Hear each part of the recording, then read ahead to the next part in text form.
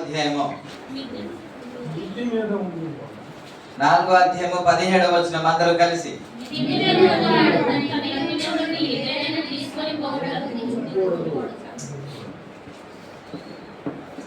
మూడో మాట మీకు జ్ఞాపకం చేస్తున్నాను. ఈ మాట మాట్లాడడానికి ప్రభు నాకు సహాయం చేయనుగాక. కళ్ళు మూసుకొని చిన్న ప్రార్థన చేసుకొని ధ్యానంలోనికి వెళ్దాం. మనసులో చిన్న ప్రార్థన చేసుకుందాం. ప్రభు నీకు వందనాలు నాయన, ఇంతవరకు నీవే నడిపించావు తండ్రి. చదవబడిన లేఖనాన్ని మీరు ఆశీర్వదించండి. నాతో మాతో మాట్లాడండి. నువ్వు మాట్లాడుచుండగా వినే చెవులు, గ్రహించే మనసు మా అందరికీ దయచేయమని, నీ ఆత్మ కార్యాన్ని ప్రతి ఒక్క హృదయంలో జరిగించమని, అడ్డగించే దుష్ట క్రియలన్నీ యేసు నామములో బంధిస్తున్నాము తండ్రి. పరిశుద్ధాత్మ కార్యాన్ని ప్రకటిస్తున్నాం. యేసు నామములో అడుగుచున్నాము తండ్రి. Praise the lord.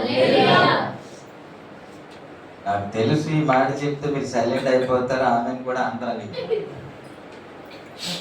అందుకే నేనేం చెప్పిన ఆమెను అనట్లేదు. అలాగైతే వచ్చే వాళ్ళ నుండి మీరు ఎన్ని తప్పులు చేసినా అసలు ఏమి రెండు మాటలు మీకు జ్ఞాపకం చేసిన. ఒకటి, యూదలో ఉండేవారు కొండలకు పారిపోవాలను అన్నమాట. రెండో మాట, పొలములో ఉండేవారు ఎక్కడికి మరలా ఇంటికి రాకూడదు అన్నమాట. మూడో మాట, మిద్దె మీద ఉన్నవారు ఎక్కడికి రాకూడదు విషయంలో చెబుతున్నమాట. మిద్దె మీద అంటే మీకు గడిచిన వారంలోనే జ్ఞాపకం చేశాను, ఉన్నత అనుభవం అని కదండి. కొండ మీదకి ఎక్కే అనుభవం అని. ఈ మిద్దె మీద అనుభవంలోనికి ప్రతి ఒక్కరు వచ్చిన తర్వాత కొండ మీద కింద ఉన్నవారు ఎక్కడికి వెళ్ళిపోవాలి? కొండ మీదకి వెళ్ళిపోవాలి. కొండ మీద ఉన్నవారు ఏం చేయాలి? కిందకి అక్కడే ఉండాలి. అక్కడికి అక్కడ నుంచి కిందకి రాకూడదు. ఒకవేళ వస్తే ఏంటి? ఒకవేళ వస్తే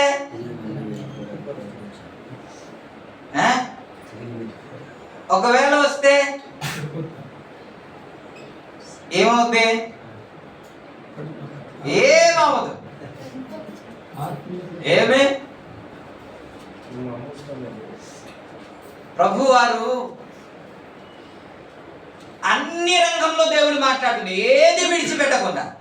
అన్ని ఒకలాగా ఉంటది కానీ అన్ని రంగంలో దేవుడు మాట్లాడుతున్నాడు. ఏ విధము చేతనైనాను మనము తప్పించబడాలనే ఉద్దేశముతో అన్ని విధాలుగా పరిశుద్ధాత్మ దేవుడు మాట్లాడిన ప్రతి మాట నేను ప్రతిదీ అది వదిలేసి వెళ్ళిపోకుండా మీకు జ్ఞాపకం చేయాలనే ఉద్దేశంతో ఇవన్నీ జ్ఞాపకం చేస్తాను. అన్ని ఒకలాగా ఉండొచ్చు కానీ ప్రతిదీ డిఫరెంట్గా ప్రభు మాట్లాడు. ప్రభు నామానికి మహిమ కలుగుతుంది. ఇప్పుడు కొండ మీదకి వచ్చేసాం కదా, వచ్చేసామా లేదా? ఏమండి? మిద్దె మీదకి వచ్చేసాం కదా, వచ్చేసామా లేదా? చెప్పండి సార్. రాలేదన్నవారు స్తోత్రం చెబుదాం, వచ్చామన్నవారు హల్లెలూయా చెబుదాం. ఎక్కడికి వచ్చేసాం? మనం మిద్దె మీదకి వచ్చేసాం. ఈ మిద్దె మీదకి వచ్చేసాం కాబట్టి అక్కడే ఉండాలి. అక్కడ నుంచి కిందకి దిగకూడదు. ఈ మిద్దె మీద అనుభవం అనేది కొన్ని చాలా చెప్పాను కదా. ప్రార్థన అనుభవం అని, ఆత్మీయత అని, పరిశుద్ధత అని. ఈ ఉన్నత అనుభవంలోనికి వచ్చిన తర్వాత ఎలా క్రిందకి వెళ్ళిపోతాం, ఎలా క్రిందకి దిగిపోతాం, ఎలా తగ్గిపోతాం, ఎలా ఆరిపోతాం, అలా జరగడానికి వీల్లేదు కదా. ఇప్పటికిప్పుడు ఏమైతే నష్టమా లేదు కదా, కానీ భవిష్యత్తులో అయితే నష్టము ఉంది కదా. దాన్ని బట్టి ప్రభువారు చెబుతున్న మాట ఏంటంటే, మిద్దె మీద ఉన్నవారు మంచులందరూ స్తోత్రం చెప్తాం, బతుకున్న వారు స్తోత్రం చెప్దాం.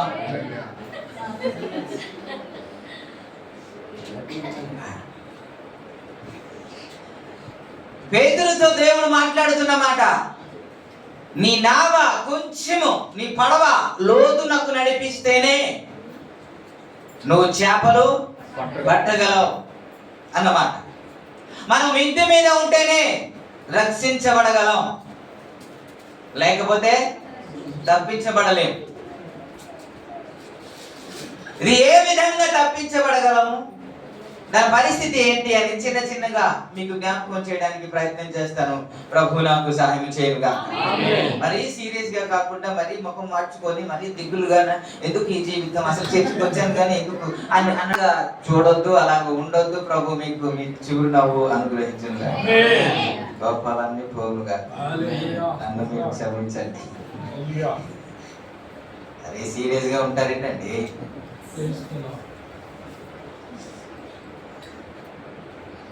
నవ్వండి, ఆరోగ్యంగా ఉండండి. సీరియస్గా ఉండి ఎందుకు అనారోగ్యం తెచ్చుకుంటారు? కాబట్టి కాస్త నవ్వుదాం. ఇక్కడికి రాగానే ఫీలింగ్స్లన్నీ మారిపోవాలి కదా. దేవుడు చెప్పిన వాక్యం అదే కదా, దేవుని సన్నిధిలో సంపూర్ణ సంతోషము కలదు అన్నాడు కదా. కాబట్టి ఇక్కడికి వచ్చేటప్పుడు ఫీలింగ్స్ అన్నీ మారిపోవాలి. అక్కడ ఏడుస్తూ రావాలి, ఇక్కడ ఎంటర్ అవగానే సంతోషం వచ్చేయాలి. అలా ఉంటేనే దేవుని సన్నిధిలో సంపూర్ణ సంతోషం కలదు అని అర్థం. కాబట్టి మిద్దె మీద ఉన్నవారు క్రిందకి రాకూడదు సుమా. ఓ సందర్భాన్ని మీకు జ్ఞాపకం చేస్తాను ఈరోజు. కొన్ని ఆశీర్వాదక మాటలు, కొన్ని హెచ్చరిక మాటలు జ్ఞాపకం చేస్తాను. యెహోషువ యోర్దాను అవతలో ఉండినప్పుడు ఒక ఇద్దరు వ్యక్తుల్ని ఆయన యెరికో పట్టణాన్ని చూచుటకు పంపించాడు. యెరికో పట్టణాన్ని చూడడానికి పంపించాడు. యెహోషువ గ్రంథం ఒకసారి మనం తీద్దాం.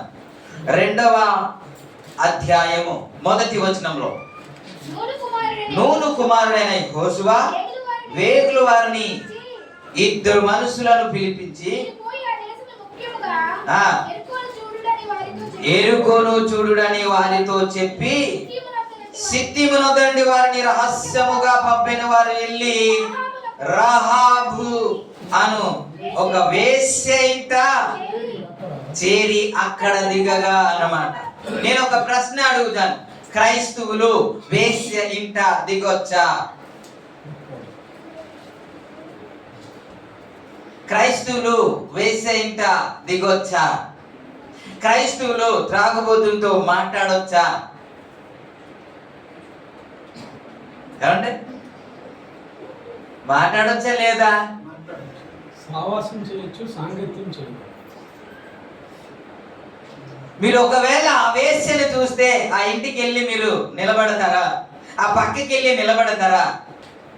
మీరేమో ఆ త్రాగుడు అలవట్లేదు, పచ్చి త్రాగుబోతు, వాడితో ఏమైనా మాట్లాడడానికి ఏమైనా సంతోషిస్తారా? లేదు కదా. మనం పక్కకి వెళ్ళిపోతాం. కానీ ఈ ఇద్దరు వ్యక్తి ఎక్కడికి వెళ్ళారంట? ఒక వేశ్య ఇంటికి వెళ్ళారు. నిజానికి వెళ్ళాలంటే అక్కడికి వెళ్ళకూడదు కదా, అసలు వెళ్ళకూడని చోటు కదా, మనం అక్కడ అడుగు పెట్టకూడదు కదా. ఎందుకని అక్కడికి వెళ్ళారు? యేసు ప్రభు వారు కూడా ఒక దినాన మిట్ట మధ్యాహ్నము ఒక ఆమెతో మాట్లాడుతున్నాడంట. ఆమె కూడా పాపంలో ఉండిన ఆమె అని బైబిల్ చెప్తుంది. యోహాను సువార్త 4వ అధ్యాయంలో ఇది చూస్తాం మనం. వీళ్ళొచ్చి ఎందుకు మాట్లాడుతున్నారు, ఆయన ఈవిడితో ఎందుకు మాట్లాడుతున్నాడు అనేసి శిష్యులు అనుకుంటారు. గమనించండి, మనం సాంగత్యము చేయకూడదు కానీ మాట్లాడవచ్చు. మనం వారితో సహవాసము తరచుగా చేయకూడదు, ఫ్రెండ్షిప్ చేయకూడదు, కానీ వారితో మాట్లాడవచ్చు. వారితో మాట్లాడకపోతే వారిని ఎలా మారుస్తాం? వారితో మాట్లాడకపోతే ప్రభు ప్రేమను ఎలా చూపిస్తాం? వారితో మాట్లాడకపోతే ప్రభు దగ్గరికి ఎలా నడిపిస్తాం? వారిని దూరం పెడితే మనం ఎప్పుడు వారిని సంపాదిస్తాం? మనం దూరం పెట్టేస్తున్నాం కాబట్టి అతడు తాగుబోతుడని, అతడు పనికి మాలినవాడని, అతడు పాపము చేసిన వాడని మనం ధృవీకరిస్తున్నాం కాబట్టి, అతడు దూరం అయిపోతున్నాడు కాబట్టి, సహవాసం నుంచి వెళ్ళిపోతున్నాడు కాబట్టి మనం రక్షించలేకపోతున్నాం. ఎలాంటి పరిస్థితులను మనం దగ్గర చేర్చుకోవాలి కదా. తరచుగా ఆయన చేసే పనిలో నువ్వు పాలిభాగస్తుడు కాకూడదు, కానీ మనము సహవాసంలోనికి మనం చేర్పించాలి కదా. ఇంకా చెప్పాలంటే మన పరిశుద్ధులైతే ఎవడైనా సరే మన దగ్గరికి వస్తే అతడు పరిశుద్ధుడుగా మారిపోవాలి, కానీ మనము అటువైపు వెళ్ళకూడదు కదా. స్తోత్రం. హల్లెలూయా. మనకు ఒక మాటగా గుర్తు వస్తుండేది ఏంటంటే దుష్ట సాంగత్యం మంచి నడవడికను చెరికివేయను. కాబట్టి ఆ దుష్టులతో ఒకవేళ కలిస్తే 6 నెలలు కానీ కలిస్తే వారే వారైపోతారు అన్న మాట మనం చదువుకుంటాం. కొరింథీ రాసిన పత్రిక 2వ పత్రిక 6వ అధ్యాయం 18వ వచనం నుండి కానీ మనం 14వ వచనం నుండి కానీ మనం చూసుకుంటే అవిశ్వాసులతో మీరు జోడిగా ఉండొద్దు అన్న మాట ఉంటది కదా. ఇవన్నీ పట్టుకొని అయ్యో మనం మాట్లాడకూడదు, అయ్యో వాడితో ఉండకూడదు, మన దాంట్లో చేర్చకూడదు అని మనం భావిస్తాం. కానీ ఇద్దరు వేగుల వారు వెళ్తున్నారంట, ఎక్కడికైనా వెళ్ళొచ్చు, దేవుడు కాపాడాలంటే ఎలాగైనా కాపాడొచ్చు. కానీ వీరు వెళ్ళి ఎక్కడ దిగారు అంటే ఒక వేశ్య ఇంట దిగినట్టు మనం చూస్తాం. Praise the Lord. హల్లెలూయా. ఎక్కడికి వెళ్ళి ఉంటే మరి పరిస్థితి ఎలా ఉండేదో తెలియదు. కానీ యేసు ప్రభు వారు ఆ వేశ్యతో, ఆ పాపము చేసిన ఆవిడితో మాట్లాడినప్పుడు ఒకవేళ వేరే వాళ్ళతో మాట్లాడితే ఆ సమరయ పట్టణంలో ఉన్న వారు అందరు రక్షించబడతారో లేదో నాకైతే తెలియదు. కానీ ఆమె వెళ్ళి ఎప్పుడైతే చెప్పిందో ఇప్పుడు అందరూ నమ్మేశారంట. ఏమిటి, ఈమె నోట ఒక్క మంచి మాట కూడా రాలేదు కదా, ఇప్పుడెందుకు యేసయ్య గురించి మాట్లాడుతుంది, ఇప్పుడెందుకు మెస్సయ్య గురించి మాట్లాడుతుంది, ఇప్పుడెందుకు మంచి మాటలు మాట్లాడుతుంది, ఇప్పుడు ఎప్పుడు మాట్లాడలేదు కదా ఈమె అని ఒక ఆలోచన వచ్చింది. ఈమె ఇది చెబుతుంది అంటే, పదే చెబుతుంది అంటే ఏదో జరిగి ఉంటదని ఊర్లో వారందరూ వచ్చేసారంట. దేవునికి స్తోత్రం. హల్లెలూయా. ఇంకా చెప్పనా, మీరు తాగట్లేదు, మీరు మంచివారు కాబట్టి మీరు వెళ్ళి ఒక తాగుబోతుడి దగ్గరికి వెళ్ళి రే మారరా, అది మంచిది కాదురా, నువ్వు పాడైపోతావు అంటే అంతే వెంటం. నేను చెప్తున్నాను, ఒక పచ్చి తాగుబోతుడు మారిపోయి ఇంకో తాగుబోతుడి దగ్గరికి వెళ్ళి రే నన్ను చూడరా, నాకంటే నువ్వు ఎక్కువ తాగుతావా, నాకంటే నీకు అనుభవం ఉందా, ఇక నేనే మానేశాను, నేనే పరిశుద్ధంగా జీవిస్తున్నాను, ప్రభు దగ్గరికి నేను వచ్చేసాను, అది మంచిది కాదు, నేను మానేశాను కాబట్టి నీకు చెబుతున్నాను, అది ఎంత చెడ్డదో నేను చెబుతున్నాను అని ఒక తాగుబోతుడు మారి చెప్పాడు అనుకోండి, ఖచ్చితంగా వింటాడు. దేవునికి హల్లెలూయా. కాబట్టి ఎవరిని చిన్న చూపు చూడొద్దు. ఎవరి ద్వారా దేవుడు ఏ కార్యము చేస్తాడో మనకు తెలియదు. ఆ పాపము చేసిన ఆ స్త్రీతో దేవుడు మాట్లాడకపోతే ఆమె వెళ్ళి గ్రామంలో సువార్త చెప్పడానికి అవకాశం లేదు. వేరే వాళ్ళు సువార్త చెబితే వినరేమో, కానీ ఈవిడ వెళ్ళి సువార్త చెబుతూ ఉంటే ఇంకా చెప్పనా, మనం సువార్త చెబితే వినరు. కానీ పంచి కట్టుకొని పిలక వేసుకొని ఆడెవడు సువార్త చెప్పాడు అనుకోండి, ఖచ్చితంగా పెట్టాలి. అదేంటి మీరు చెప్పకూడదు కదా, ఇతను మాట్లాడకూడదు కదా, ఎలా మాట్లాడుతున్నాడు అని ఒక ఆసక్తి వస్తుంది. కాబట్టి ఎవరిని మనము చిన్న చూపు చూడవద్దు. వీరు వెళ్ళారే కానీ పాపం చేయడానికి అయితే కాదు కదా. అక్కడికి వెళ్ళారంట. వెళ్ళిన తర్వాత జరిగిన సంఘటన ఏంటంటే వెంటనే ఎరుకో రాజుకి ఒక వార్త వచ్చిందంట. వెంటనే ఒక ఎరుకో రాజుకి వార్త వచ్చింది, వేగుల వారు వచ్చారంట, ఇజ్రాయెల్ వద్ద నుంచి కొంతమంది వచ్చారంట, కాబట్టి వారిని తీసుకొని రా అని అయినప్పుడు ఆమె భయపడి కిందకు వచ్చి అయ్యో కాదయ్యా, అయ్యో రాలేదయ్యా, ఎవరు రాలేదయ్యా, అది ఎవరు చెప్పారో అబద్ధం చెప్పేది, ఇలాంటి మాటలే వారిని దాచిపెట్టిందంట. వారిని దాచిపెట్టి కిందకు వచ్చి అయ్యా 2 మనుషులు రావడం అయితే వాస్తవమే, వారు వచ్చారు, అయితే చీకటి పడేటప్పుడు గవిని వేయబడక ముందే వారు వెళ్ళిపోయారయ్యా.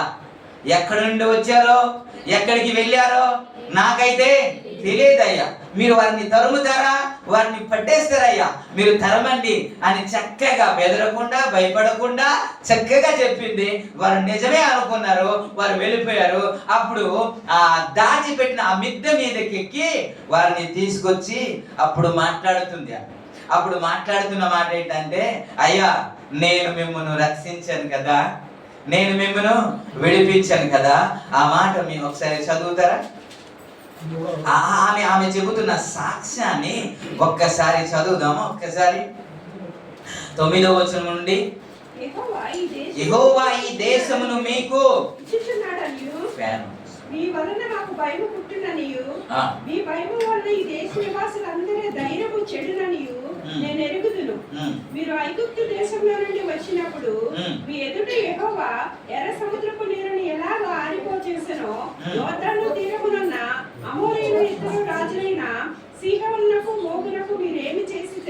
ఆ. అనగా మీరు వారిని ఎలాగ నిర్మూలన చేసిద్దరో ఆ సంగతి మేము వింటిమి. మేము వినినప్పుడు మా గుండెలు కలిగిపోయేను. మీ దేవుడైన యెహోవా పైన ఆకాశమందును క్రింద భూమి అందును దేవుడే మీ ఎదుట ఎట్టి మనుషులకైనాను ధైర్యము ఏమాత్రము ఉండదు అని 12వ వచనంలో చెప్పు. నేను మీకు ఉపకారము చేసింది గనుక మీరును నా తండ్రి ఇంటికి ఉపకారము చేసి నాకు నిజమైన ఆనవాలు ఇచ్చి అన్నమాట. ఆమె కోరుతుంది, నేను మీకు రక్షించాను, నేను మీకు విడిపించాను, నేను మీకు సహాయం చేశాను కాబట్టి మీరు కూడా నాకు సహాయం చేయాలి అని. అంటే వారు చెబుతున్న మాట ఏంటంటే 14వ వచనంలో, అందుకు ఆ మనుషులు ఆమెతో, మా సంగతి వెల్లడి చేయని ఎడల మీరు శాపకుండునట్లు మేము మీ ప్రాణమునకు బదులుగా మా ప్రాణము ఇచ్చేదాం. యెహోవా ఈ దేశమును మాకిచ్చినప్పుడు నిజముగా మేము నీకు ఉపకారము చేసిద్దాం. 16వ వచనం. 16వ వచనం. ఆమె మిమ్మల్ని తరుముపోయిన వారు మీకు ఎదురుగా వచ్చేదరేమో, మీరు కొండలకు వెళ్ళి తరుముపోయిన వారు తిరిగి వచ్చే వరకు 3 దినములు అచ్చట దాగి ఉండిడి. ఓకే. 17వ వచనం. ఆ మనుషులు ఆమెతో ఇట్లని, ఇదిగో మేము ఈ దేశమునకు వచ్చువారము గనుక నీవు మా చేత చేయించిన ఈ ప్రమాణం మేము నిర్దోషులమగునట్లు నీవు మమ్మును దించిన ఈ కిటికీకి ఎర్రని దారమును కట్టి నీ తండ్రిని, నీ తల్లిని, నీ అన్నదమ్ములను, నీ తండ్రి ఇంటి వారందరినీ నీ ఇంట చేర్చుకొనుము. నీ ఇంటి ద్వారము నుండి వెలుపలకు వచ్చువాడు తన ప్రాణమునకు తానే ఉత్తరవాది. మేము నిర్దోషులము. అయితే నీ యొద్ద నీ ఇంటనున్న ఎవనికే గాని ఏ అపాయమైనను తగిలిన ఎడల దానికి మేమే ఉత్తరవాదులు. దేవునికి స్తోత్రం. హల్లెలూయా. వారు చెబుతున్న మాట ఏంటంటే, వారు ప్రమాణము చేశారు, మేమైతే రక్షిస్తాం, మేమైతే కాపాడుతాం. ఎందుకని? నీవు మాకు ఉపకారం చేసావు కాబట్టి, నీవు మాకు కాపాడావు కాబట్టి మేము కూడా నీకు కాపాడుతామని యెహోవా పేరును బట్టి వారు ప్రమాణము చేశారు. అయితే ఒక షరతు అన్నారు. ఏమిటి అని అంటే, నీ తండ్రి ఇంటి వారిని, నీ తల్లిని, నీ సహోదరులు, నీ కుటుంబ సభ్యుల్ని, నీ రక్త సంబంధులు అందరినీ ఎక్కడికి తీసుకొని రావాలి? ఎక్కడికి? ఇప్పుడు అన్ని చదివి వినిపించానండి, మీరు ఏం చేస్తున్నారో తెలియదు. ఎక్కడికి తేవాలి అని అంటే ఇంటికి తెచ్చుకోవాలి, ఇంట్లోనే ఉండాలి. 19వ వచనంలో అదే మనం చదువుకున్నాం. ఇంటి ద్వారము నుండి ఏదైతే బయటికి వెళ్తుందో తన ప్రాణమునకు తానే ఉత్తరవాది. మేమైతే నిర్దోషులం అంటాం. అంటే వారు రక్షించబడాలంటే ఇప్పుడు యెరికో పట్టణాన్ని నాశనం చేయడానికి వెళ్ళబోతున్నారు. యెరికో పట్టణాన్ని అందరినీ నాశనం చేసి వారు నశింపజేయడానికి వెళ్తున్నారు.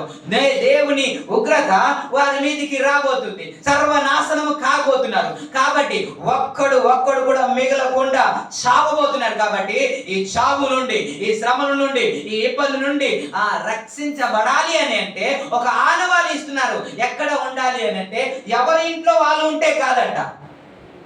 ఏంటికి రావాలి? రాహాబు ఎక్కడైతే నివాసము చేసిందో ఆ ఇంటికే రావాలంట. ఏంటికి?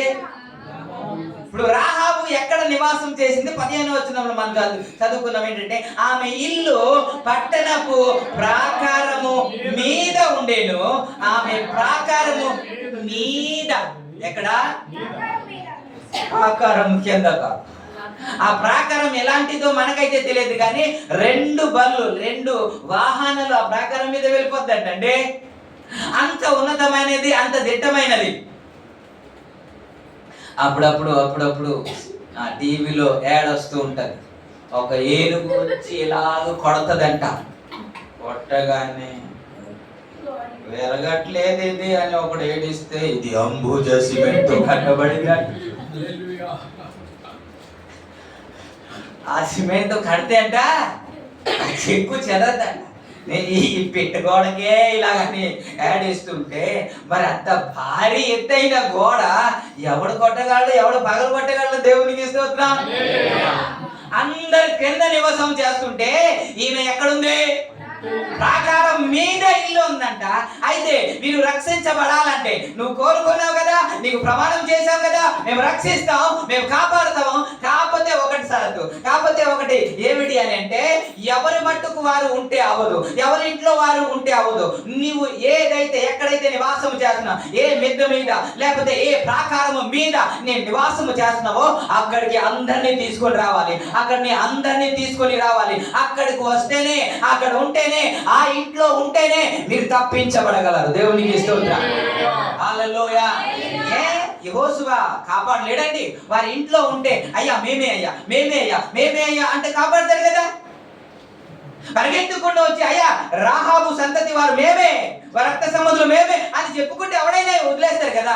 మరి ఎందుకని అలా చేయలేదంటే, అలా చేయొచ్చు కానీ ఒక షరతు, నువ్వు ఇంట్లో ఉంటేనే తప్పించబడతావు. దేవునికి యేసు ప్రభు వారు చెప్పిన మాట ఏంటంటే, నువ్వు మిద్దె మీద ఉన్నవారు కిందకి దిగడానికి వీల్లేదు. మిద్దె మీద ఉన్నవారు కిందకి దిగడానికి వెళ్ళలేదు. ఉన్నత స్థాయికి వెళ్ళిపోయారు కదండి.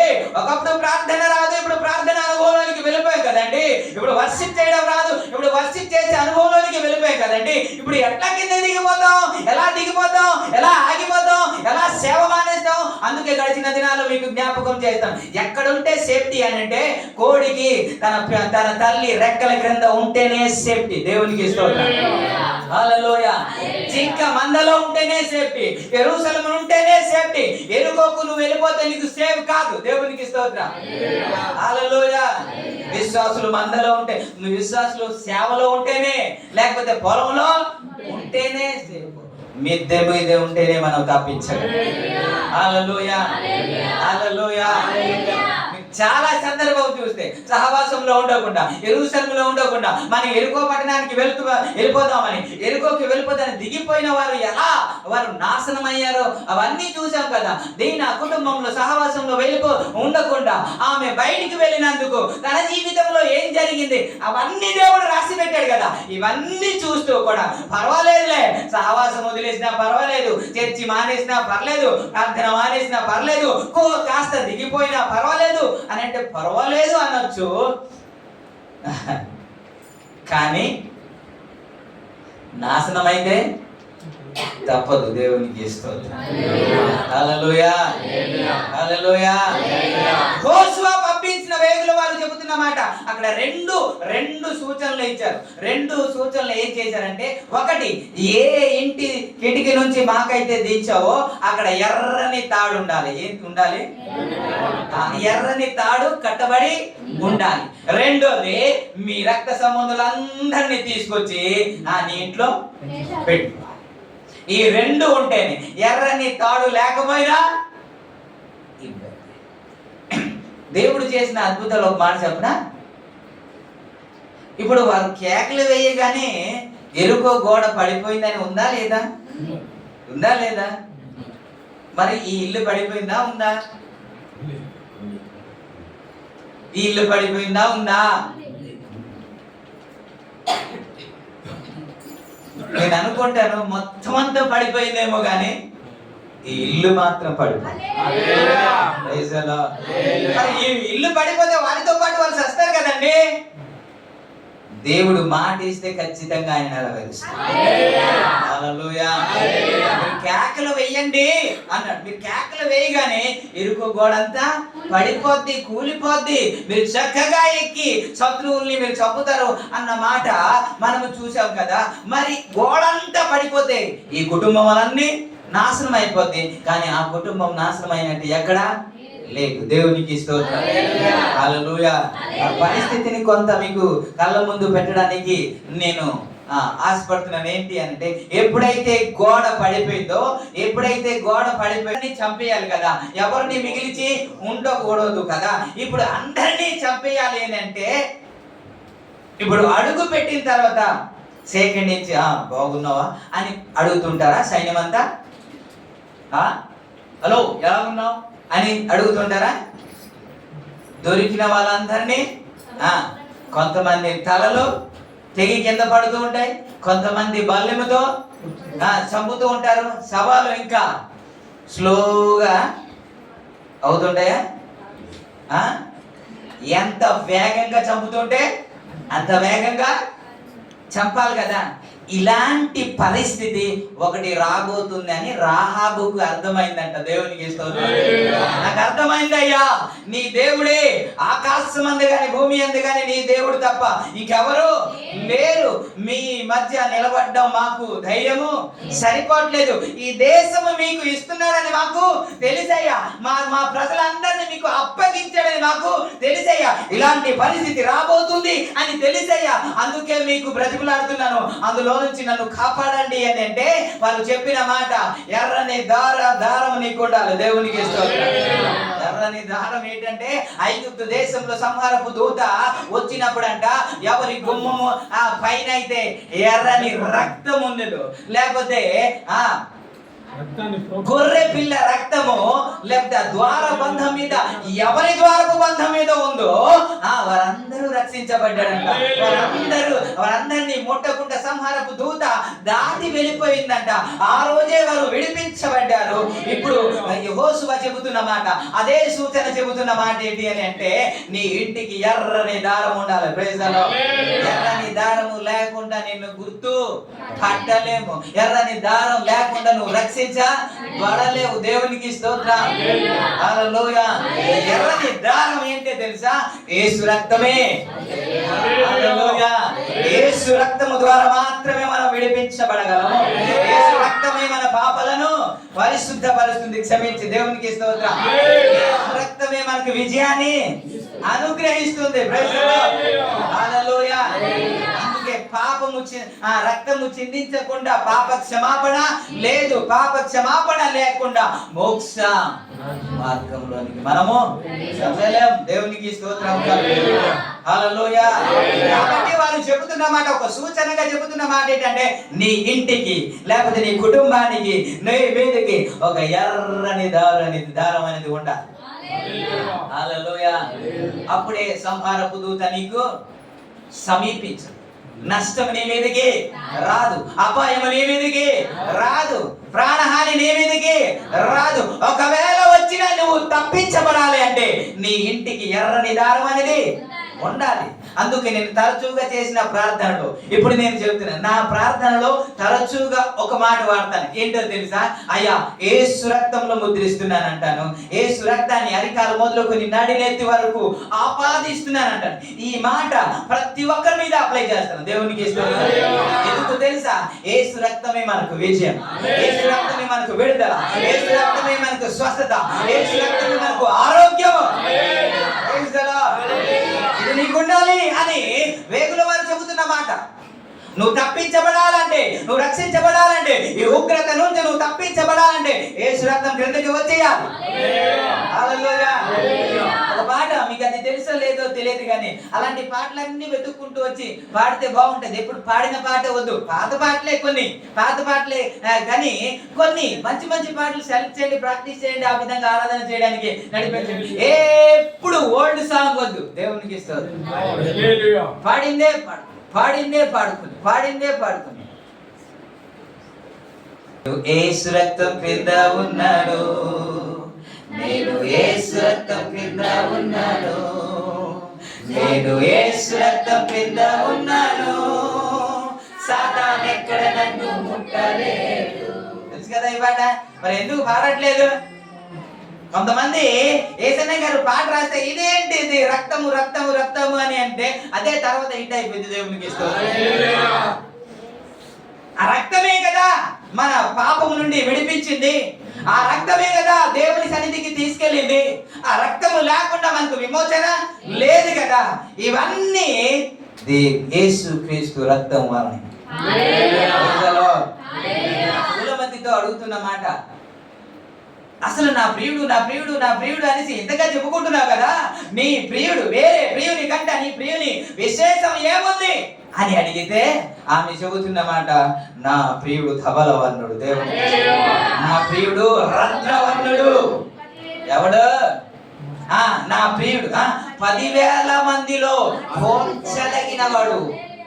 నా ప్రియుడు ధవలవర్ణుడు అంటే నా ప్రియుడు పరిశుద్ధుడు అని అర్థం. ఏంటి?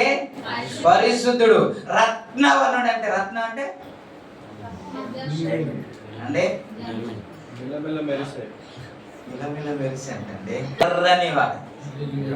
హల్లెలూయా. ప్రభు నామానికి మహిమ కలుగును గాక. స్తోత్రం. కాబట్టి ఆ గుర్తు ఉంటేనే, ఆ గుర్తులో ఉంటేనే, యేసు రక్తంలో ఉంటేనే, యేసు రక్తం క్రింద ఉంటేనే మనకు విడుదల, మనకు విజయము. అందుకే ప్రతిరోజు మనం అప్లై చేసుకోవాలి. ఏంటండి? ప్రతిరోజు మనం అప్లై చేసుకోవాలి. ప్రతిరోజు ఎక్కడికి వచ్చేయాలి? యేసు రక్తం క్రిందకి వచ్చేసాం. మన 91వ కీర్తనలో బోల్డ్ వాగ్దానాలు చూసాం కదండి. ఈ వాగ్దానాలన్నీ, ఈ కాపుదలన్నీ ఎవరికి అని అంటే మొట్టమొదటి వచనంలో అంటారు, మహోన్నతుని చాటున నివసించువాడే సర్వశక్తిని నీడను విశ్రమించువాడు అన్నాడు. ఆ తర్వాత ఇవన్నీ ఉంటది. ఎవరికి బెనిఫిట్స్ అన్ని అంటే ఎవరైతే మహోన్నతుని చాటునకు వచ్చేసారు. నేను ఇప్పుడు అంటాను, ఎవరైతే యేసు రక్తం కిందకి వచ్చేసారు. ఇక్కడ నుంచి బయటికి వెళ్ళిపోతే నీకు విజయం ఉండదు, అది తీసేస్తే నీకు విజయము ఉండదు. యెహోషువ పంపించిన ఈ వేగులు వారు చెబుతున్న మాట, నువ్వు తప్పించబడాలంటే నీ ఇంటికి ఎర్రని దారము. అంత మాత్రమే కాకుండా అది మిద్దె మీద ఉందంట. ఆ మిద్దె మీదకి అందరినీ తీసుకొని రావాలి. నాకు బాగాలేదయ్యా, నేను పైకి రాలేనయ్యా. ఇక్కడ ఉంటే అవదా? ఈ స్థితిలో ఉంటే అవదా? ఈ పరిస్థితిలో ఉంటే అవదా? తరచుగా వస్తున్నాగా చర్చికి, ఏ రోజు మానలేదు కదా, అది కూడా ఇంకా ఎక్కువ అయిపోవాలా అని అంటే ఇక్కడే ఉండు. దేవునికి స్తోత్రం. ఎవరు కాదన్నారు? మిద్దె మీదకి వస్తే రక్షించబడతాం, లేకపోతే ప్రభు నామానికి మహిమ.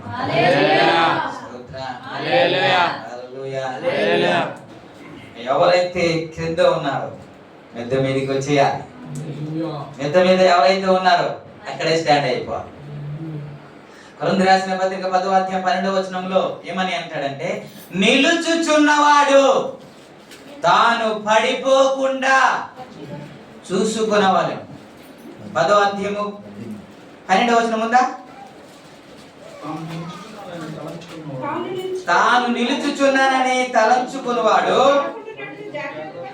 పడిపోకుండునట్లు జాగ్రత్తగా.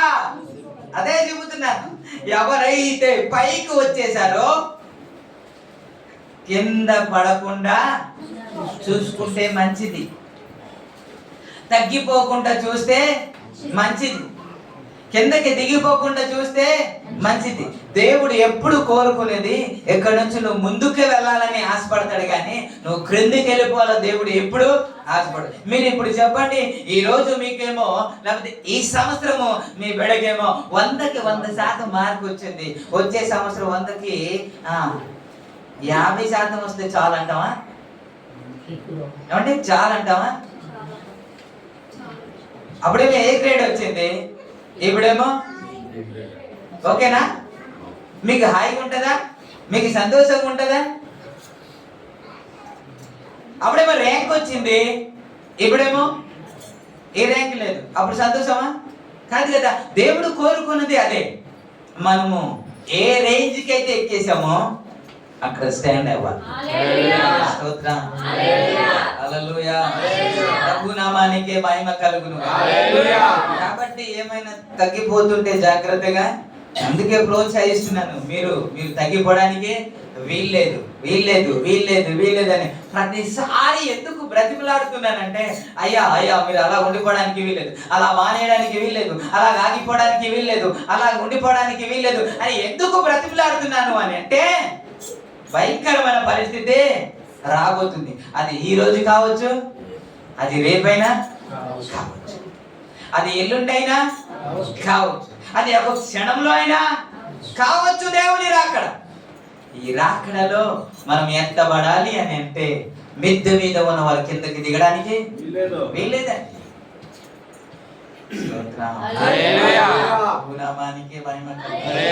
ఒక ఆశీర్వాదకరమైన ఒక మాట చెప్పి జ్ఞాపకం చేస్తాను. ఎంతమంది అభిషేకము పొందుకోవాలని ఆశపడుతున్నా? ఎంతమంది ఆత్మాభిషేకం పొందుకోవాలని ఆశపడుతున్నారు కదా? అంత ఈజీ కాదుగా, అంత ఈజీ కాదు కదా. ఎలా అని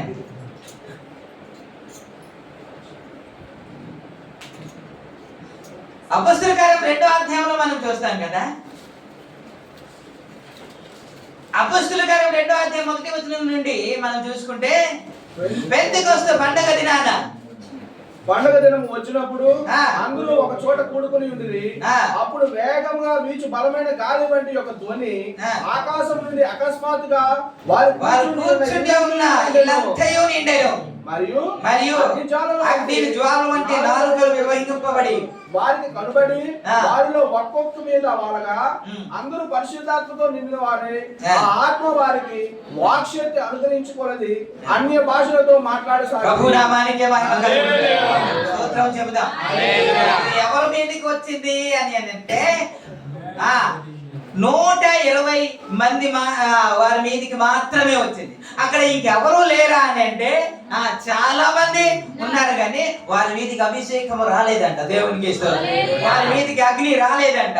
వారి మీదకి బలమైన గాలి దిగి రాలేదంట. ఎవరి మీదకి వచ్చింది? వీరి మీదకి వచ్చింది. ఎవరైతే ప్రార్థనలో ఉన్నారో వారి మీదకి వచ్చింది. ప్రార్థన నిజమే, కానీ ఎక్కడ ప్రార్థన చేస్తున్నారు అని అంటే 1వ అధ్యాయం 11వ వచనంలో వ్రాయబడిన మాట, వీరు ఎవరన్నా వారు పట్టణంలో ప్రవేశించి మేడగదిలో ఎక్కిపోయి ఏ గది మేడగదికి ఎక్కిపోయింది అన్నమాట కదా. గడిచిన దినాల్లో ఏంటి జ్ఞాపకం చేశానంటే, యూదయలో ఉండు వారు కొండలకు పారిపోవాలను అన్నమాట మీకు జ్ఞాపకం చేస్తూ దావీదు పాడిన ఒక సాంగ్ ని మీకు గుర్తు చేశాను. ఆ సాంగ్ ఏంటో తెలుసా? నేను ఎక్కలేనంత ఎత్తైన కొండకు నన్ను ఎక్కించుము అన్నమాట. వీరంట వారు బస చేయుచున్న మేడ గదికి ఎక్కిపోయారు అన్నమాట. అంటే ఉన్నత అనుభవంలోనికి వెళ్ళారు. ఆ ప్రార్థనలో ఉన్నత అనుభవంలోనికి వెళ్తేనే ప్రార్థనలో పైనే కాదు, చిన్ని ప్రార్థన కాదు, 5 నిమిషాల ప్రార్థన కాదు, ఇంకా మన మనసుతో ప్రార్థన చేయడం కాదు. ప్రభు ఆత్మతో నింపబడిన వారే, ఆత్మతో ప్రార్థన చేసే అనుభవంలోనికి, ఆ ఎత్తైన అనుభవంలోనికి మనం వెళ్ళగలిగితేనే అభిషేకం వారి మీదకి వస్తుంది, దేవుని ఆత్మ వారి మీదకి వస్తుంది, బలమైన గాలి వారి మీదకి వస్తుంది. దేవునికి స్తోత్రం. ఈ అనుభవం లేకుండా నాకు కావాలి అని అంటే రాదు కదా. అక్కడ చాలా మంది ఉంటారు. అక్కడ రాయబడిన మాట ఏంటంటే, ఈ శబ్దము వినగానే అనే మాట 5వ వచనం నుంచి, ఆ కాలమున ఆకాశము క్రింద నుండి ప్రతి జనములో నుండి వచ్చిన భక్తి గల యూదులు యెరూషలేములో కాపురం ఉండిరి. ఆ శబ్దము కలుగగా జనులు గుంపులుగా కూడి వచ్చి ప్రతి మనుష్యుడు తన స్వభావంతో భాషతో వారు మాట్లాడుట విని కలవరపడింది. అంతటా అందరూ విశ్రాంతి నొంది ఆశ్చర్యపడి ఓకే ఆ శబ్దము కలుగగా జనులందరూ గుంపులుగా కూడి వచ్చి అంటే చాలా మంది ఉన్నారు, వేల మంది జనం ఉన్నారు, కానీ ఒక్కరి మీదకి దేవుని అభిషేకం రాలేదు. దేవునికి స్తోత్రం. హల్లెలూయా. వచ్చిందా? అందరి మీదకి వచ్చిందా? అందరి మీదకి రాలేదు కదా. ఇప్పుడు మనకు అందరికీ ఆశ ఉందా లేదా? ఇప్పుడు పాడాం కదా, ఒక ఆశ ఉందయ్యా నా కోరిక తీర్చయ్యా, నా మనవిను యేసయ్యా ప్రత్యుత్తరమిమ్మయ్యా. ఆశ ఉందిగా. ఏంటి? ప్రభు దీవించాలని, ప్రభు ఆశీర్వదించాలని ఒక ఆశ ఉంది. ఈ ఆశ నెరవేర్చబడాలి అని అంటే, ఈ ఆశ నెరవేర్చబడాలంటే ప్రభు నామానికి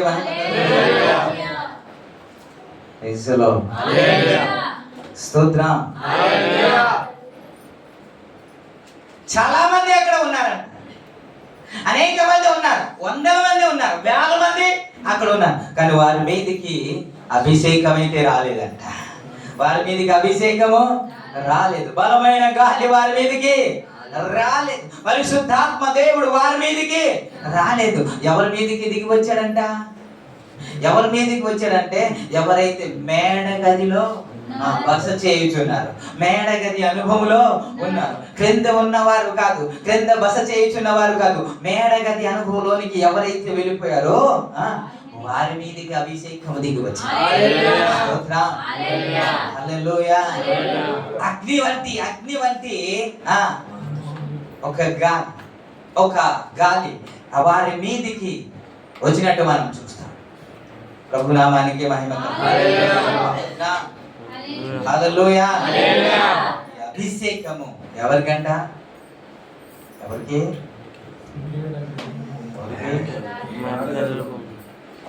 చాలా మంది వస్తున్నారంట, చాలా మంది మీకులాగా మనకులాగా చాలా మంది చర్చికి వచ్చారంట, కానీ ఎవరికి స్వస్థత రాలేదంట. యేసయ్య వెంబడి చాలా మంది వెళ్తున్నారంట, అందరూ తన వస్త్రాన్ని ముడుతున్నారంట, కానీ ఎవరికి స్వస్థత రాలేదంట, ఎవరికి విడుదల రాలేదంట. మరి ఎంతమందికి వచ్చిందంటే ఒక్క ఆమెకి విడుదల కలిగింది అని కదా బైబిల్ మనం చూస్తాం. తన వస్త్రపు చెంగు ముట్టిన ప్రతి ఒక్కరికి ఆ విడుదల కలగలేదు కదా. అక్కడ యేసు ప్రభు వారు చెప్పిన మాట ఏంటంటే, నాకు అనేకులు ముడుతున్నారు కదా, నా మీద పడుతున్నారు కదా, లేకపోతే నీ మీద పడుతున్నారు కదా, నన్ను ముట్టిన వాడు ఎవడు అని అడుగుతున్నావేంటి అని శిష్యులు అడుగుతారు.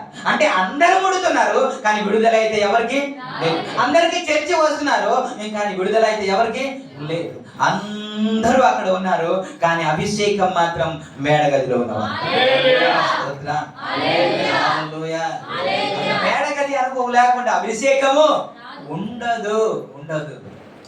కాబట్టి ఈ అనుభవంలోనికి వెళ్తేనే మనం ఆశీర్వదించబడాలి, మనం తప్పించబడగలం. హల్లెలూయా. ప్రభునామానికి మహిమ కలుగును. స్తోత్రం. ఉన్నత అనుభవంలో ఉన్న వాళ్ళ మీకు జ్ఞాపకం చేస్తున్నాను, ప్రార్థన అనుభవంలో ఉన్న వాళ్ళ మీకు జ్ఞాపకం చేస్తున్నాను. దేవుని అభిషేకము మీ మీదకి రావాలంటే ఇంకా ఉన్నత అనుభవంలోనికి వెళ్ళాలి. యేసయ్య చెప్పిన తర్వాత వారు ఎక్కడికి వెళ్ళారంటే మేడగదికి వెళ్ళారు కానీ కిందకి వెళ్ళలేదన్నమాట జ్ఞాపకం చేసుకోవాలి. ఎక్కడికి వెళ్ళారు? స్తోత్రం. యేసయ్య చెప్పిన తర్వాత ఇప్పుడు ఎక్కడికి వెళ్ళారంటే మేడగదికి వెళ్ళారు కానీ ఇంకా కింద అనుభవంలోనికి అయితే. కాబట్టి ఉన్నత అనుభవంలోనికి వెళ్ళగలిగితేనే అభిషేకం మన మీదకి వస్తుంది. స్తోత్రం. హల్లెలూయా. హల్లెలూయా. ఎవరైతే మిద్దె మీద అనుభవం కలిగి ఉంటారో వారికి దైవ దర్శనం కలుగుతుందని కదా బైబిల్ చూస్తాం. అపొస్తలుల కార్యం 10వ అధ్యాయము మనం చూస్తాం. 10వ అధ్యాయం 9వ వచనం నుండి చూస్తే పేతురు మిద్దె మీదకి ఎక్కి ప్రార్థన చేసినట్టు ప్రయాణమైపోయి పట్టణములకు సమీపించినప్పుడు పగలు ఇంచుమించు 12 గంటలకు పేతురు ప్రార్థన చేయటకు మిద్దె మీద 12 గంటలకి ప్రార్థన చేయడానికి ఎక్కడికి వెళ్ళాడు అని అంటే ఎక్కడికి వెళ్ళాడు? నా వైపు చూడండి. ఎక్కడికి వెళ్ళారంటే నిజానికి యేసు ప్రభు వారు చెప్పిన ఆ మాట ఏమిటి అని అంటే, మీరు ప్రార్థన చేయడానికి వెళ్ళినప్పుడు గదిలోనికి వెళ్ళమని చెప్పాడా, మిద్దె మీదకి వెళ్ళమని చెప్పాడా? అవునండి,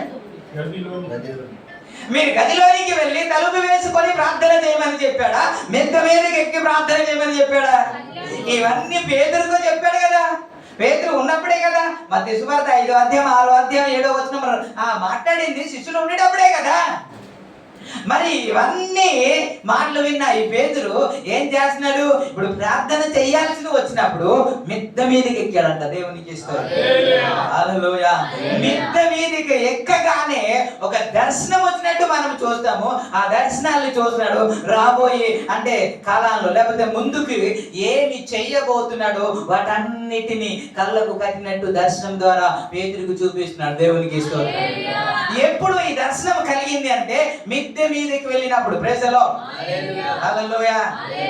నిజానికి మిద్దె మీదకి వెళ్ళి ఎవరు ప్రార్థన చేయరు, కానీ దేవుడు మనకి గుణపాఠం నేర్పించడానికి ఇవన్నీ వ్రాయించడం ఏంటంటే ఎక్కడ దర్శనము అని అంటే, ఎక్కడ అభిషేకము అని అంటే మిద్దె మీద మాత్రమే, ఉన్నత అనుభవంలో మాత్రమే, ఉన్నత శిఖరంలో మాత్రమే.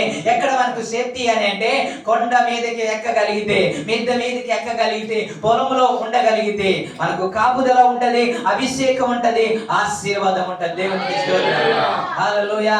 జకరియా గ్రంథంలో మనం చూస్తాం. జకరియా గ్రంథం 1వ అధ్యాయము 18వ వచనం అక్కడ జకరియా అంతా ఏంటి అని అంటే దర్శనం కలిగిన అనుభవంలో మనం చూస్తాం. జకరియా 1వ అధ్యాయం 18వ వచనంలో అప్పుడు నేను తేరి చూడగా 4 కొమ్ములు నాకు కనబడెను అన్నమాట ఉంటది. 4 కొమ్ములు నాకు కనబడెను అన్నమాట మనం చూస్తాం. దేవునికి స్తోత్రం. 2వ అధ్యాయం 1వ వచనంలో మరియు నేను తేరి చూడగా కొలనూలు చేత పట్టుకున్న ఒక మనుషుడు నాకు కనబడెను అని అన్నాడు. 5వ అధ్యాయం 1వ వచనంలో మరలా నేను తేరి చూడగా ఎగిరిపో పుస్తకం ఒకటి నాకు కనబడెను అని అంట. 6వ అధ్యాయం 1వ వచనంలో మరలా నేను తేరి చూడగా 2 పర్వతాల మధ్య 4 గుర్రములు బయలుదేరుచుండెను అన్నమాట ఉంటాడు. అంటే జకర్యా ఎలాంటి అనుభవం కలిగి ఉన్నాడంటే దర్శనాలు చూసే అనుభవం కలిగి ఉన్నాడు. దేవునికి స్తోత్రం. ఈ దర్శనాలు అందరికీ రావండి. దర్శనాల అనుభవంలోనికి మనం వెళ్ళాలి అని అంటే, దేవుడు మమ్మల్ని దర్శించాలంటే, ఆ దర్శనాన్ని మనకు అనుగ్రహించాలంటే మనం ఉన్నత అనుభవంలోనికి వెళ్తేనే మనం దర్శనాన్ని పొందగలం. దేవునికి స్తోత్రం. దేవుడి వాగ్దానం ఏంటో తెలుసా? దేవుని వాగ్దానం ఏంటో, అంత్య దినములో నా ఆత్మను మీకు కుమ్మరిస్తాను అని కదండి. నా ఆత్మను మీకు కుమ్మరిస్తాను. మీ యవనులు కలలు కంటారు, మీ వృద్ధులు దర్శనాలు చూస్తారని దేవుడు వాగ్దానం చేశాడు కదా. ఆ దర్శన అనుభవంలోనికి మనం వెళ్ళాలంటే ఇలాంటి అనుభవం ఉండాలి. ఏమండి? పైన చిన్ని ప్రార్థన, ఏమండి? ప్రార్థన చేస్తూ పడుకోవడం, రవి రవి రవి అని అంటే కూడా మ్యూట్ తీసుకోవడం, మరలా ఇంకొకరికి సమయం ఇవ్వడం, మరలా పిలవడం రవి అని అంటే లగడం. దేవునికి స్తోత్రం. లాస్ట్ తప్పించబడతారా? మరి మాట్లాడరే చెప్పండి సార్. నేను అప్పుడే చెప్పాను, ఫస్ట్ మెసేజ్లో ఏం చెప్పానంటే, చర్చికి వచ్చి 2 పాటలు పాడి ఆరాధన చేసి వాక్యం విని వెళ్ళిపోయి, మరలా చర్చికి వచ్చి పాటలు పాడి ఆరాధన చేసి వాక్యం విని వెళ్ళిపోయి, ఇలా చేయడం తప్ప సంవత్సరం కొద్ది ఏది ఎక్కువ చేస్తున్నాం? ఏది పెరిగింది? ఏ ఉన్నత అనుభవానికి వెళ్ళాం? ఏ కొండ ఎక్కాము? ఏ మిద్దె మీదకి వచ్చాము? లేదు కదా. ఇది తప్ప ఇంకొకటి లేదు కదా. మీరు చెప్పండి, ఎలాంటి అనుభవం పెరిగింది అని? లేదు కదా. మరి ఏ అనుభవం పెరగకపోతే, కొండ అనుభవం రాకపోతే, మిద్దె మీదకి రాకపోతే మీరు తప్పించబడలేరని దేవుడే కదా చెప్పాడు. ఇంకా నిర్లక్ష్యం చేస్తే ఆయన ఏం చేస్తాడు? అందుకే 2 గురించి జ్ఞాపకం చేశారు. వారు ఖరాఖండిగా చెప్పేశారు.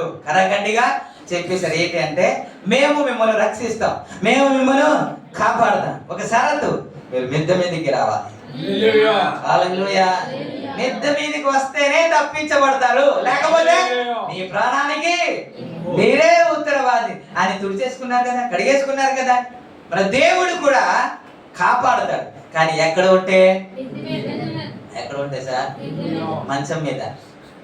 పరమగీత 3వ అధ్యాయం 1వ వచనంలో ఆమె మాట్లాడుతూ ఏమన్నదంటే, నేను మంచం మీద పడుండి నా ప్రాణప్రియుణ్ణి ఎక్కడ ఎదుగుతుందట? మంచం మీద పడుకొని తన ప్రాణప్రియుణ్ణి వెతుకుతూ. దొరుకుతాడంటే దొరకలేదా? నేను లేచి పట్టణం వెలుపలికి వెళ్ళి కావలి వారిని అడిగి, అయ్యా నా ప్రాణప్రియుడిని మీరు చూసారా అంటే వారు కనబడలేదంట. వారందరినీ విడిచిపెట్టి దూరంగా వెళ్ళినప్పుడు అప్పుడు కనబడ్డాడంట. దేవునికి స్తోత్రం. హల్లెలూయా. మంచం మీద కనబడ్డా. అందుకే మిద్దె మీద ఉండాలి కానీ మంచం మీద కాదు. మంచం ఎప్పుడైతే వదిలిందో అప్పుడు ప్రాణప్రియుడు కనబడించాడు. ఆ విధంగా ఉన్నత అనుభవంలోనికి రావాలని నేను ఆశపడుతున్నాను. హల్లెలూయా. వీళ్ళ భయంకర దినమును రాబోతుంది. నేను ఎందుకు ఈ మాట చెప్తున్నా, మీకు తేలిగ్గా ఉండవచ్చు. బైబిల్లో రాయబడిన ప్రతి మాట తూచ తప్పకుండా నెరవేర్చబడింది. ఆయన వస్తానన్నాడు, ఖచ్చితంగా వచ్చాడు.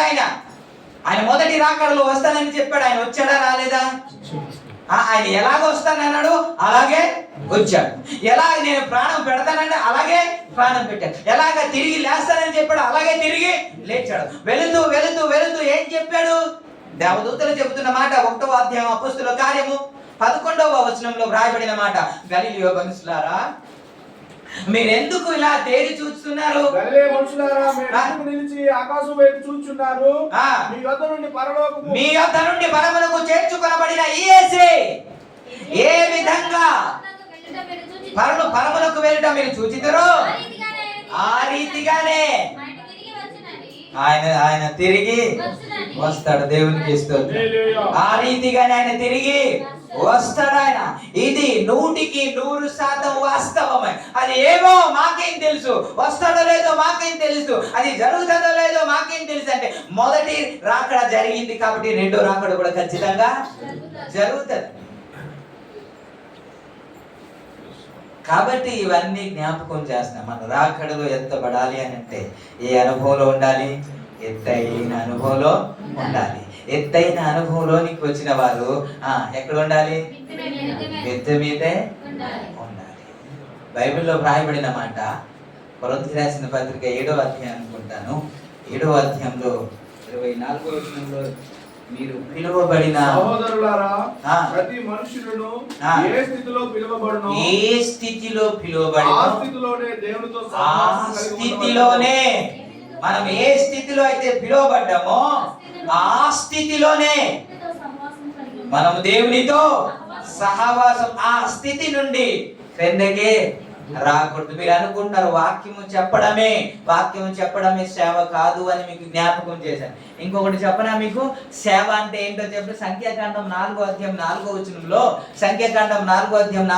రాయబడ్డ మాట ఏంటంటే అతి పరిశుద్ధమైన దాని విషయములలో ప్రత్యక్షపు గుడారమునందు ఎవరు అది వచనంలో అలా ఉండదు. ఓకే, అతి పరిశుద్ధమైన దాని విషయంలో ప్రత్యక్షపు గుడారము కహాతీయులు చేయవలసిన సేవ అన్నమాట మనం చూస్తాం. ఓకే, ఆ తర్వాత 24లో మోతలు మోయుటయు గెర్షనీయులు సేవ అని అంటాడు. ఇంకా 29లో మొరారీయులను ఒక సేవ అంటాడు. ఈ ముగ్గురు లేవి గోత్రపు వారే. కానీ ముగ్గురులో 3 కేటగిరీ చేశారు. ఒకటి కహాతీయులు, రెండోది ఏమో గెర్షనీయులు, మూడోది ఏమో మొరారీయులు. వీరు చేసే సేవ అన్నారు కదండి. ఆ సేవ ఏంటో తెలుసా?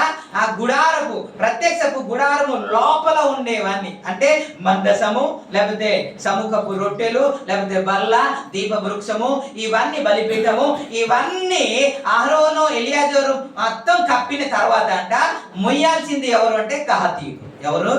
కహాతీయులు. అంత మాత్రం కాబట్టి కింద మనం గెర్షనీయులు అని చూసుకున్నాం. కానీ వాళ్ళు ఎవరు అని అంటే ఈ డేరాలు వేస్తారు కదండి, గుడారాలు వేస్తారు కదండి, ఆ తెరలన్నీ కప్పిన తర్వాత ఆ తెరలు మోయేవారు ఆ గెర్షనీయులు అంట. తర్వాత దానికి దిమ్మలు, కర్రలు, దాని కొంకులు అవన్నీ ఉంటాయి కదండి, అవన్నీ మోసేవారు ఎవరు అని అంటే మొరారీయులంట. అంటే మోయడం కూడా ఏంటి? సేవే. దేవునికి స్తోత్రం. ఇంకా చెప్పనా, అన్నం ముట్టించడం కూడా సేవేనండి, కాదా? బైబిల్లో రాయబడింది 7గురిని అభిషేకించి ప్రార్థన చేసి ఆ అన్నం ముట్టించే సేవలో వారికి నియమించారంట. ప్రభునామానికి మహిమ కలుగును. కాబట్టి ఎవరిని తక్కువ అంచనా వేయొద్దు. అందరూ ఉంటేనే ఒక సేవ జరుగుతుంది. Praise the Lord. వాక్యం చెప్పేవాడు గొప్ప, లేకపోతే మోసేవాడు తక్కువ అని కాదు. ఇప్పుడు క్లీన్ చేసేవాడు లేకపోతే మనం ఎలాగండి ఇక్కడ కూర్చోగలం? మనం వచ్చేటప్పుడు శుభ్రంగా ఉంటుంది కదా. ఇవి చేసేవారు లేకపోతే, ఈ సేవ చేసేవారు లేకపోతే, ఇంకా చెప్పాలంటే మున్సిపాలిటీ వాళ్ళు లేకపోతే ఒక్కరోజు స్ట్రైక్ చేయని కప్పు కొట్టేస్తుంది కదా. కాబట్టి సేవలో ప్రతిదీ ఇంకా చెప్పండి, ఈ పరిచర్య గొప్పది. దేవునికి చేసి వచ్చి కూర్చొని వాక్యం చెప్పేసిన అది కాదు గొప్ప పరిచర్య. ఈ పరిచర్య, మోసే పరిచర్య గొప్పది. ఒకసారి మీకు జ్ఞాపకం చేసిన గుర్తుందా? ఈ 5,000 గురించి గుర్తుందా? ఈ 5,000లో ఏది గొప్పది చెప్పండి? తెలియదండి. ఏది గొప్పది? ఏది గట్టిది? ఏది గొప్పది? తెలియదా? తెలుసా? లేకపోతే మీరు చెప్పండి అంటున్నారా? ఏది గొప్పది అండి? ఏది లేకపోతే అవుతూ ఇది చెప్పి ముగిస్తారు. ఏది? ఓకే, ఈడు లేచాడంట. ఈడు లేచి ఎవడనుకుంటున్నాడు? మీ 5 పెద్ద పూజ కొడుతున్నారు కదా, ఇలా పిడికిలు బిగించి నేను లేకుండా ఇలా కొట్టండి, సప్పుడు దొరుకుతుందేమో చూడండి అన్నాడంటే ఈడు. దేవునికి ఇష్టం. మీరు చూడండి, ఇలా గుర్తుంది ఏమవుతుంది. ఈడుంటేనే పిడికి అంటే బలం వస్తుంది. కాబట్టి నేనేరా అన్నాడు. సరే అనేసి ఈడు లేచాడంట. ఎవడు? ఈడు లేచాడంట. చాలే నువ్వు చెప్పుకుంటున్నావు గొప్ప కానీ ఇప్పుడు చెప్పు, ఎవరికైనా సరే ఇలా చూపించేటప్పుడు ఇలా చూపిస్తారా లేకపోతే ఇలా చూపిస్తారా అన్నాడంట. అంటే వీళ్ళిద్దరు మాట్లాడుతున్నారు కదా, వీడు వింటున్నాడంట. అరే వీళ్ళిద్దరు మాట్లాడుతున్నారు కానీ సరే రండి నా దగ్గరికి రండి, సరే మనం కొలుసుకొని చూసుకుందాం, ఎవడు పెద్దోడో ఎవడు పొడవటోడో అని చూసుకుందాం రండిరా అన్నాడు. వీళ్ళిద్దరు పొట్టోలే. సో ఈ ముగ్గురు మాట్లాడుతుంటే వీడు లేచాడంట. అరే మీ ముగ్గురు ఏదేదో మాట్లాడేసుకుంటారు కదా, కానీ బైబిల్ ఏముంది? వివాహము అన్ని విషయంలో ఘనమైనది అనే ఉంది కదా, ఆ ఘనమైన విషయంలో ఎవరికైనా తొడిగిస్తారా అన్నాడంట. అది నాకే అన్నాడంట. ఓకే, ఈ నలుగురు పోయింది. వీడు చిన్నోడు ఉన్నాడు కదా, పొట్టోడు ఉన్నాడు కదా, పొట్టోడు గట్టోడు అంటారు కదా. మీరు బాగానే మాట్లాడుతున్నారు, మీరు ఒక్కొక్కరిని ఒక్కొక్కటి ఏదో చెప్పుకొని వచ్చారు. కానీ ఎవరైనా పెద్దలు వచ్చారనుకోండి, ఎవరు దైవ సేవకులు వచ్చారని అనుకోండి, ఎవరైనా సరే ఆ ఘనులైన వారు వచ్చారనుకోండి, మీరు నమస్కారం పెడతారా లేదా? నమస్కారం పెడతామండి అన్నారంట. నమస్కారం పెడితే ఎవరు ముందు ఉంటాడు? కాబట్టి ఈ 5కి వారి పని ఉన్నాయి. ఎవరిని తక్కువ అంచనా వేయడానికి వీల్లేదు, ఏది తీసేయడానికి వీల్లేదు. ప్రతి వారి సేవ అవసరము. అందరూ ఉంటేనే సేవ జరుగుతుంది. దేవునికి ఇష్టం. హల్లెలూయా. కాబట్టి ఈ సేవ చేస్తున్న వారులారా, ఈ పనిలో ఉంటున్న వారులారా, ఉన్నత స్థాయిలో ఉంటున్న వారులారా, మీరు తగ్గిపోవడానికి వీల్లేదు, ఆగిపోవడానికి వీల్లేదు. మీరు ఇంకా ఉన్నత స్థాయిలోనే ఉండాలి, మిద్ద మీదే ఉండాలి. అక్కడ ఉంటేనే మనకు ఆశీర్వాదం, అక్కడ ఉంటేనే మనకు అభిషేకం, అక్కడ ఉంటేనే మనకు దర్శనం, అక్కడ ఉంటేనే రాబోయే దినాలు మనం తప్పించాలి. మాటలు దేవుడు ఆశీర్వదించాలి. కలుపు